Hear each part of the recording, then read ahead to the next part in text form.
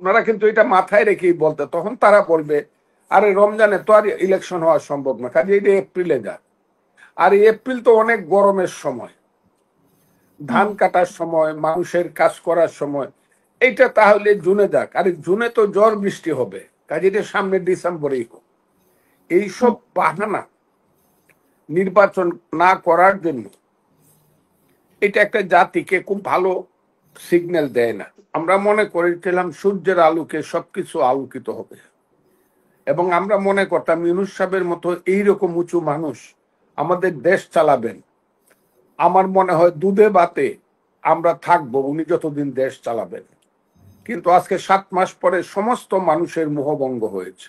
আমাদের বাংলার Nobel laureate অধ্যাপক মোহাম্মদ ইউনূস যদি সামান্য সুনাম রক্ষা করেও ক্ষমতা থেকে বিদায় নিতে চায়, এই মুহূর্তে সমস্ত রাজনৈতিক দল ডেকে কিভাবে নির্বাচন করা যায় 6 মাস বা 7 মাসের মধ্যে, 3 মাসের মধ্যে যদি তত্ত্বাবধায়ক সরকার একটা ফেয়ার ইলেকশন করতে পারে, এখনো 10 মাস সময় আছে। এইগুলো একটি দল হয়েছে গত 28 ফেব্রুয়ারি, আমাদের তো যুবক এবং তরুণদের একটি দল, এবং এটা মনে করা হচ্ছে যে সরকারের ছত্র ছায়ায় এবং তাদের সমস্ত সাহায্য সহযোগিতায় এই দলটি কিংস পার্টি হিসাবে গড়ে উঠছে বা উঠবে। কাজে তারা তাদের কথা বলতেই পারে যে আগামী ডিসেম্বরে নির্বাচন হবে না, পরের ডিসেম্বরেও কুয়াশা বেশি থাকবে, তারপরের ডিসেম্বরে আমরা সবাই মিলে চিন্তা করবো। এইসব কথা তারা তাদের একটা রাজনৈতিক দল তাদের কথা বলতে, ইচ্ছার কথা বলতে পারে। কবে কিনা এটা ইউনূস সাহেবের কাছে আমরা জানতে পারবো। আর নির্বাচন কমিশন তারাও বলতে পারবে যে তারা কোন দিকে যাচ্ছে। কিন্তু আমার কথাটি হলো যে ইউনূস সাহেবের মতো একজন টাওয়ারিং পার্সোনালিটির প্রতি মুহূর্তে কথা পরিবর্তন করা, এতে একটা জাতিকে কিন্তু সঠিক সিগন্যাল দেয় না।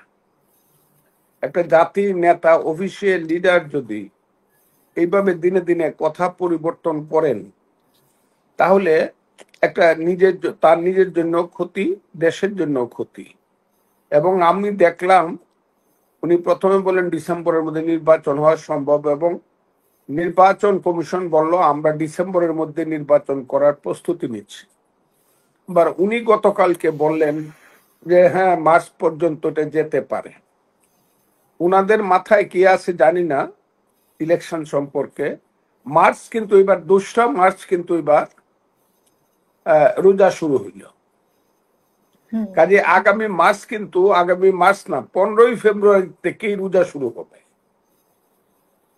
কথাটা বুঝাতে, ওনারা কিন্তু এটা মাথায় রেখেই বলতে, তখন তারা বলবে আরে রমজানে তো আর ইলেকশন হওয়া সম্ভব না, কাজে এটা এপ্রিলে যাক।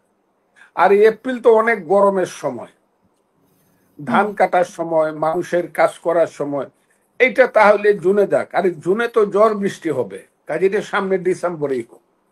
এইসব বাহানা নির্বাচন না করার জন্য এটা একটা জাতিকে খুব ভালো সিগন্যাল দেয় না।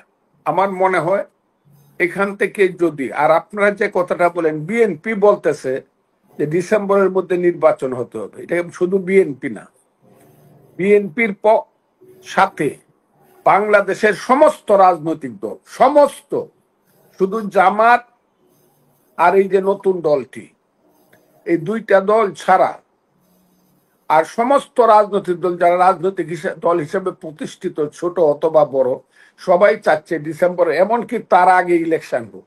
আমি তো জানি কমিউনিস্ট পার্টি এবং বাম দলগুলো তারা সবাই চাচ্ছে প্রয়োজনে অক্টোবরের মধ্যে ইলেকশন। কাজে সেই ইলেকশনকে তারা কি কারণে, কি উদ্দেশ্যে তারা পিছাতে চায়, কি কারণে আসলে, এখানে কারণটা কি? এখানে সরকার কি নিজেকে রাখার আরো বেশি ক্ষমতায় থাকার ইচ্ছা, নাকি এনসিপি যে নতুন দলটা সেই দলটাকে প্রতিষ্ঠিত করার ইচ্ছা? আমরা যখন প্রথম দেখেছিলাম 8ই অগাস্ট 2024 সনে ইউনূস সাহেব এবং তার সরকার শপথ নিয়েছিল, ইউনূস সাহেবের সঙ্গে কারা ছিল এটা দেখবার চেষ্টাই করি নাই। কারণ আমরা মনে করেছিলাম সূর্যের আলোকে সবকিছু আলোকিত হবে, এবং আমরা মনে করতাম ইউনূস সাহেবের মতো এইরকম উঁচু মানুষ আমাদের দেশ চালাবেন। আমার মনে হয় দুধে ভাতে আমরা থাকবো উনি যতদিন দেশ চালাবেন। কিন্তু আজকে 7 মাস পরে সমস্ত মানুষের মোহভঙ্গ হয়েছে। তারা দেখতে পাচ্ছে ইউনূস সাহেবকে আমরা যা ভাবতাম, এই দেশের মানুষ যা ভাবতো, উনি তা না। রাষ্ট্র চালাইতে গিয়ে উনি নিজেকে অনেক কালিমালিপ্ত করে ফেলেছে এবং উনার কথা এবং কাজে সকাল বিকাল পরিবর্তন হয়। আমাদের ধারণা না, এটা দেশের মানুষের ধারণা, ক্ষমতাটা বোধহয় একটা ময়ূর সিংহাসন এবং এটার এত মজা যে শেখ হাসিনা যেমন 15 বছর বিনা নির্বাচনে ক্ষমতায় থেকে মানুষকে যেভাবে অত্যাচার করেছে, ইউনূস সাহেবরা সেই ক্ষমতার লোভকে সংবরণ করতে পারছে কিনা, নাকি সেই ক্ষমতাকে আঁকড়িয়ে রাখার জন্য বা সেই ক্ষমতাকে ধরে রাখার জন্য আজকে বাংলাদেশে নির্বাচনকে তারা অনির্বাচিত একটা সরকারকে দীর্ঘস্থায়ী করতে চায়। এটা দেশকে খুব খারাপ দিকে নিয়ে যাবে বলে আমি মনে করি। এটা কিছুতেই ভালো কোনো কাজ না।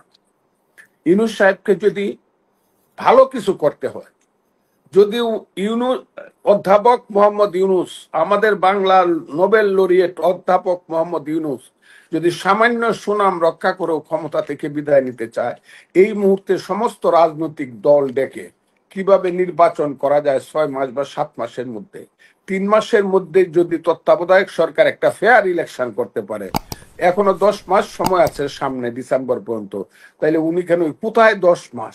10 মাসে তো 3টা মহাযুদ্ধ শেষ হয়ে যেতে পারে একটা